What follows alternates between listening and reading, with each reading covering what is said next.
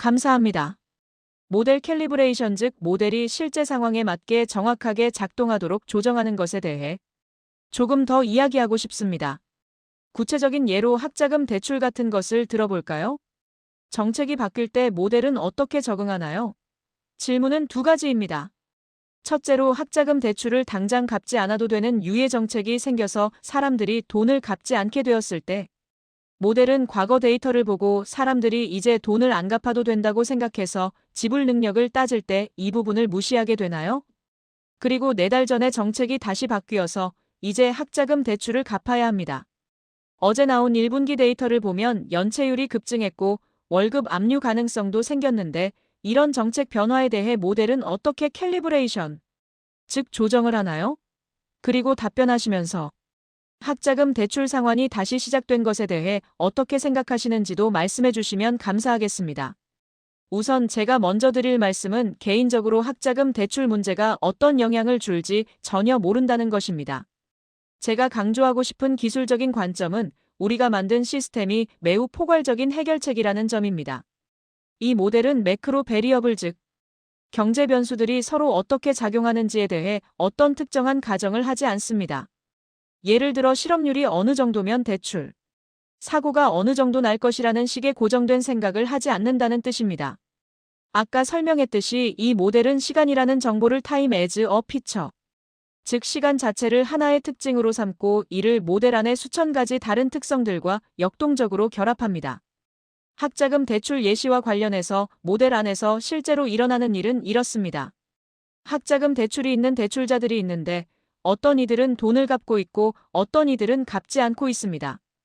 우리는 이 모든 일이 일어나는 날짜를 알고 있으며 그들이 우리 업스타트 대출을 잘 갚고 있는지도 알고 있습니다. 이것이 우리가 관찰하는 트레이닝 데이터 즉 학습 데이터의 세계입니다. 만약 최근의 학자금 대출 정책 변화로 인해 사람들이 돈을 갚아야 하고 그렇지 않으면 월급을 압류당하게 되어 특정 그룹의 대출자들이 경제적 어려움을 겪게 된다면 모델은 이를 즉시 감지합니다. 이들은 모델 안에서 시간과 결합된 여러 변수들에 의해 식별되는 집단이기 때문에 변화가 스태티스티컬리 시그니피컨트, 즉 통계적으로 의미가 있다면 모델은 이를 새로운 리스크 팩터 즉 위험 요소로 받아들여 대출 가격에 반영합니다. 만약 그런 일이 일어나지 않는다면 모델은 아무 일도 없다고 판단하고 반응하지 않을 것입니다. 이런 방식의 아름다운 점은 어떤 종류의 변화가 일어나든 작동한다는 것입니다. 매크로 즉 거시 경제의 현실에서는 매일 뉴스를 보며 소비자 신용에 문제가 생길까봐 걱정할 수 있습니다. 실제로 대출자들의 상황은 늘 좋아졌다 나빠졌다를 반복하기 때문에 그런 걱정은 타당합니다. 하지만 우리 모델은 개별 대출자에 대해 알고 있는 수천 가지 특성을 통해 그 변화를 스스로 찾아낼 수 있습니다. 학자금 대출이 있는지 여부나 현재 갚고 있는지 아니면 공무원인지 또는 특정 산업에 종사하는지 등의 정보가 시간과 결합되어 변화에 역동적으로 대응하게 됩니다. 제가 수치를 조금 더해서 설명해 드리겠습니다. 우리 대출자들 중 약 35%가 연방, 정부 대출이든 아니든 어떤 형태로든 학자금 대출을 가지고 있습니다. 그중 2에서 3% 정도가 현재 연체 상태입니다. 이것이 우리가 마주한 위험의 크기입니다. 일반적으로 우리가 파악한 잠재적 위험의 규모가 크고 우려할 만한 가설이 있다면 데이터가 충분하지 않더라도 우리가 미리 개입할 수 있습니다. 모델에게 이 부분은 큰 위험이니 데이터를 다 이해하지 못하더라도 더 보수적으로 가격을 매기라고 명령할 수 있습니다. 즉 매크로 수준이나 특정 분야에 대해서는 사람이 개입할 수 있는 능력이 있습니다. 하지만 그 위험의 크기가 경제 전반의 소음에 섞일 정도로 작고 특별한 가설이 없을 때는 기계가 알아서 처리하도록 둡니다. 이것이 우리가 이런 상황을 다루는 일반적인 방식입니다. 그렇다면 모델에 별도의 기준을 추가하는 식의 매크로적인 개입을 얼마나 자주 하시나요? 어떤 의미에서는 매크로 수준에서 지속적으로 개입하고 있다고 볼 수 있습니다. 왜냐하면 우리는 경제가 평온한 시기에 대출 성과가 기대보다 더 잘 나오기를 원하기 때문입니다. 모델이 현재 경제 상황을 어떻게 생각하든 간에 우리는 모델에게 전체적으로 조금 더 보수적으로 행동하라고 계속 지시합니다. 이것은 사람에 의한 개입입니다. 하지만 개별적인 마이크로 수준의 일들에 대해서는 아주 드물게 개입합니다. 왜냐하면 보통 사람의 직관보다는 이 모델들이 훨씬 더 정확하기 때문입니다. 안녕하세요, 산제이. 오토노머스의 롭 와일드 핵입니다. 다른 분들과 마찬가지로 오늘 발표에 감사드립니다. 당신들은 위험을 구분하는 세퍼레이션 능력과 캘리브레이션 능력이 향상되었고, 새로운 고객 유치 전략과 채널도 강조하셨습니다. 이제 자금 조달에도 제약이 없다고 하셨습니다. 하지만 이런 배경에도 불구하고 현재 대출 실행 규모인 오리지네이션은 가장 잘 나갔을 때의 연간 또는 분기별 속도와 비교하면 절반 정도인 것 같습니다. 과거 분기당 40억 달러나 50억 달러씩 대출을 실행하던 수준으로 돌아가거나 그 이상으로 성장하는 데 있어 현재 발목을 잡고 있는 요인은 무엇인가요? 실제 요인은 현재 우리의 대출 가격이 과거에 비해 상대적으로 상당히 높다는 점입니다. 여기에는 두 가지 이유가 있습니다. 첫째는 소비자들이 느끼는 위험 수준이 여전히 상당히 높기 때문입니다. 현재 우리가 매크로 인덱스 즉 거시 경제 지표라고 부르는 수치는 1.49 정도입니다. 이는 장기적인 평균과 비교했을 때 경제 환경 때문에 대출 사고가 날 확률이 49% 더 높다는 뜻입니다. 이것이 오랫동안 우리 대출 가격에 반영되어 왔기 때문에 가격이 높을 수밖에 없습니다. 둘째는 자금을 빌려주는 은행이나 투자자들의 기대 수익률이 제로 금리 시절보다 수백 베이시스 포인트, 즉 몇 퍼센트 더 높아졌기 때문입니다. 이 두 가지가 합쳐져서 과거보다 대출 승인을 받는 사람이 적어지거나 승인을 받더라도 더 높은 이자를 내게 되는 것입니다. 이것은 기계가 원래 해야 할 일을 제대로 하고 있는 것이기 때문에 우리는 여기에 문제가 있다고 생각하지 않습니다. 언젠가는 이 수치가 다시 평균인 1.0으로 돌아가기 시작할 것이고 그것은 대출자들이 보는 가격에 반영될 것입니다. 금리가 어디로 갈지는 우리가 조절할 수 없는 부분이지만 시스템에 입력되는 값입니다. 하지만 우리의 역사를 보면 대부분의 성장은 대출 전환율을 높여주는 모델의 개선을 통해 이루어졌습니다. 따라서 과거의 정점에 도달하기 위해 금리가 내려가기만을 기다릴 필요는 없습니다. 우리는 과거보다 훨씬 더 똑똑한 모델과 더 많은 자동화 기술, 그리고 더 나은 위험 구분 능력을 갖추고 있습니다. 또한 새로운 제품들도 늘려가고 있습니다. 제 말이 금리가 내려갈 때까지 기다려야 한다는 뜻으로 들리지 않기를 바랍니다. 전혀 그렇지 않기 때문입니다. 다만 과거와 비교했을 때 그런 차이가 있기 때문에 현재 대출 규모가 그 시절 수준이 아닌 것입니다. 우리는 앞으로 꽤 빠르게 규모를 키울 수 있을 것으로 기대합니다. 2025년 가이드라인 즉 실적 전망치가 이를 보여주고 있으며 새로운 제품들이 얼마나 빠르게 성장하고 있는지에 대해서도 매우 투명하게 공개하고 있습니다. 조만간 플랫폼의 대출 규모가 현재의 정점을 넘어설 것이라고 확신합니다. 안녕하세요. 시티즌스의 데이비드 샤프입니다. 저도 감사 인사를 전합니다. 데이브 당신은 아까 은행의 위험 관리자와 나눈 이야기와 플랫폼의 이점에 대해 말씀하시면서 어느 정도 답을 하신 것 같기도 합니다. 하지만 투자자들을 위해 당신이나 샨텔이 조금 더 설명해 주셨으면 합니다. 여러 대출 기관 뒤에서 보이지 않게 기술만 제공하는 화이트 레이블 방식 대신에 직접 브랜드를 내세워 마켓플레이스, 즉 시장을 운영하고 자금 조달의 위험과 변화를 직접 관리하는 방식이 가지는 경제적 가치가 무엇인가요? 모든 위험을 감수하면서까지 직접 전면에 나서는 마켓플레이스를 운영할 때의 이점은 무엇입니까? 제 의견을 먼저 말씀드리고 샨텔이 덧붙이도록 하겠습니다. 제 생각은 이렇습니다. 기술 자체가 더 좋아지기 위해 규모와 데이터가 필요한데 은행들이 이 기술을 채택하기만을 기다리는 것은 잘못된 접근 방식 같습니다. 반면에 우리가 직접 시장을 운영하면 스스로 운명을 개정할 수 있습니다. 소비자를 끌어들이고 그들과 관계를 맺으며 다른 상품을 더 판매할 수도 있고 평생 동안 관계를 유지할 수 있습니다. 소비자들이 우리 브랜드를 인식하게 되는 것입니다. 결국 어떤 인공지능 시스템이든 그것이 생성형 AI든 우리가 하는 일이든 모델이 가장 빨리 배우는 쪽이 승리하게 되어 있습니다. 그래서 저는 직접 고객을 모으는 방식을 좋아합니다. 왜냐하면 그것이 우리의 큰 가치 중 하나이기 때문입니다. 우리는 실제로 다른 곳보다 훨씬 적은 비용으로 고객을 유치하고 있으며 전환율이 좋아질수록 고객 유치 능력도 더 좋아집니다. 만약 우리가 은행들 뒤에만 숨어 있었다면 비록 그들이 우리 기술을 적극적으로 받아들였다 하더라도 우리는 지금과는 아주 다른 회사가 되었을 것입니다. 이 업계에서 상상할 수 없는 가치를 창출하고 영속적인 훌륭한 회사가 되는 가장 빠른 길은 우리가 업스타트의 특별함을 직접 알리고 통제하는 과정에서 나온다고 믿습니다. 모든 미국 소비자에게 여기로 먼저 오세요. 당신은 최고의 제안과 최고의 절차를 보장받을 것입니다. 라고 말할 수 있는 곳이 되려 합니다. 보이지 않는 소프트웨어 제공자로서는 불가능한 일입니다. 데이브가 정확히 말씀해 주셨습니다. 제가 덧붙이자면 고객 유치 즉 애퀴지션은 사실 꽤 어렵지만 우리는 그것을 꽤 잘 해내고 있습니다.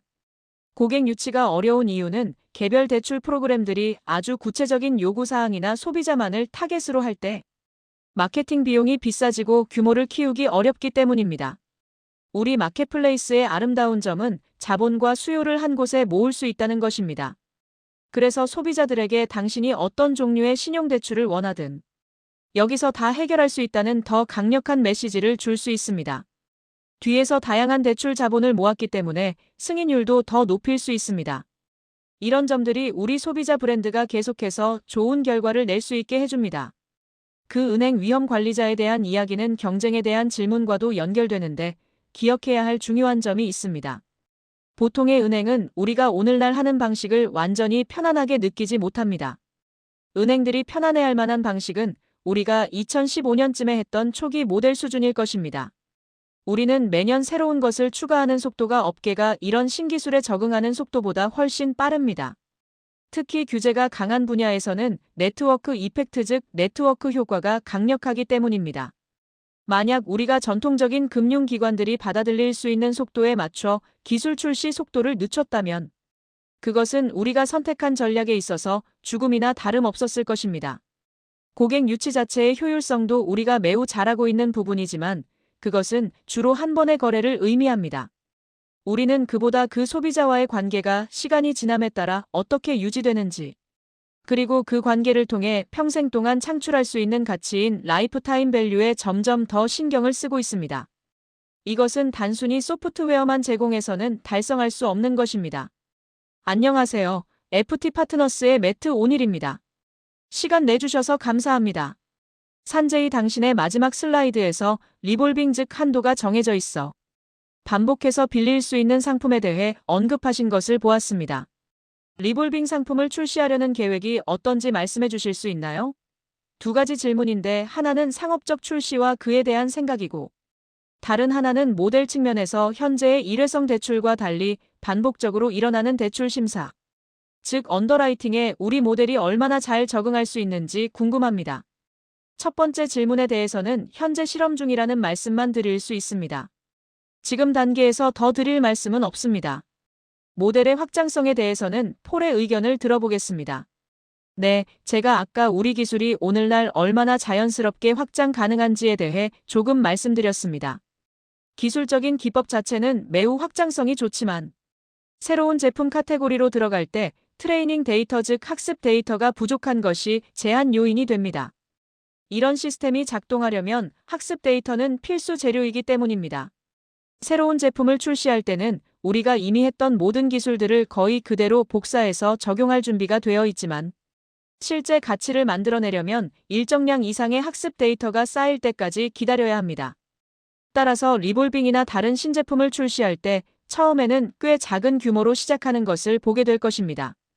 처음에는 학습 데이터가 쌓여야 하므로 제품이 아주 놀랍거나 차별화되지 않은 기간이 있을 것입니다. 하지만 데이터가 쌓이면서 기술적인 돌파구가 열리고 이미 기존 제품에서 증명했던 성공적인 방식들을 그대로 흡수하게 될 것입니다. 이것은 제가 아까 말씀드린 우리 자신의 재무상태표 즉 밸런스 시트를 활용하는 가치와도 연결됩니다.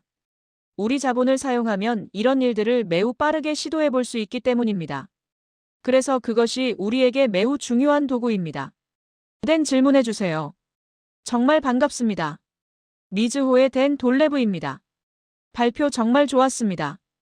1분기에 있었던 월마트와의 성과에 대해 조금 더 깊이 알고 싶습니다. 월마트가 무엇을 보았는지 그리고 어떤 대화가 오갔는지 궁금합니다. 당신들의 인공지능 능력 중 어떤 점 때문에 월마트가 업스타트를 선택했는지 자세히 말씀해 주시면 감사하겠습니다. 네, 제가 답변하겠습니다. 원페이와의 관계는 저희도 매우 기대가 큽니다. 일반적으로 파트너십을 생각할 때 파트너들이 우리를 선택하는 이유는 우리가 그들의 아주 다양한 고객들에게 서비스를 제공할 수 있고 궁극적으로 우리가 시장에서 가장 좋은 제품을 가지고 있기 때문입니다. 우리는 좋은 금리를 제공하고 훌륭한 절차를 보여줄 수 있습니다. 많은 파트너들은 단순히 자신의 고객에게 최고를 제공하고 싶어 합니다. 아주 간단한 원리입니다. 실제로 이런 파트너십을 맺을 때 우리는 가끔 경쟁사들과 정면으로 맞붙어 싸우기도 하고 결국 우리가 이깁니다. 이번 경우도 마찬가지였습니다. 우리가 근본적으로 더 많은 고객에게 더 좋은 금리로 서비스할 수 있기 때문입니다. 이런 종류의 파트너십은 우리가 반복할 수 있는 모델이라고 믿습니다.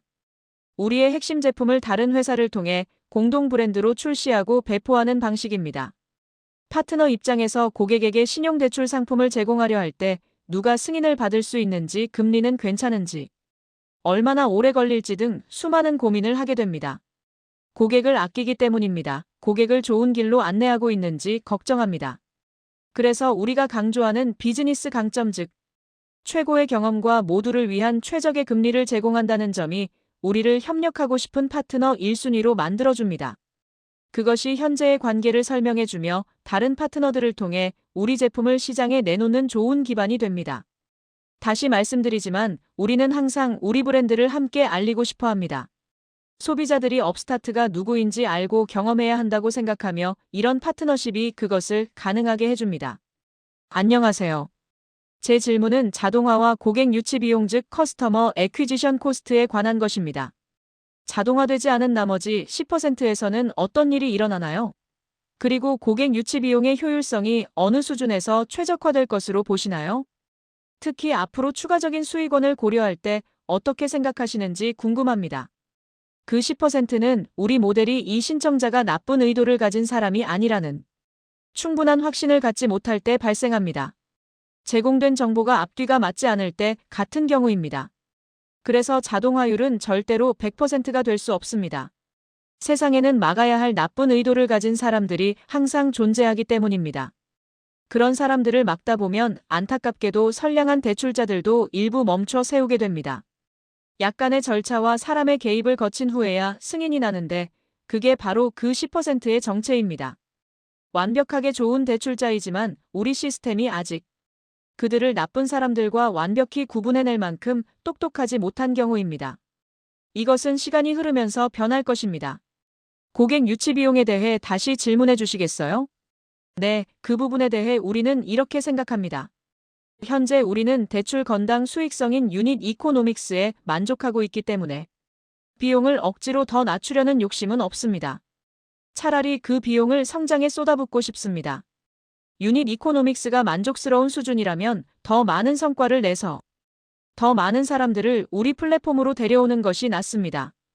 우리는 수익률을 끝없이 높이거나 유치 비용을 바닥까지 낮추려는 것이 아닙니다. 마진이 탄탄하고 회사가 수익을 내는 건강한 상태를 유지하는 것이 좋습니다. 그 이후에는 그 가치를 제품에 다시 투자해서 제품을 더 좋게 만들거나 더 많은 고객에게 다가가는 데 사용합니다. 즉 유치 비용을 0으로 만드는 것이 우리의 목표는 아닙니다.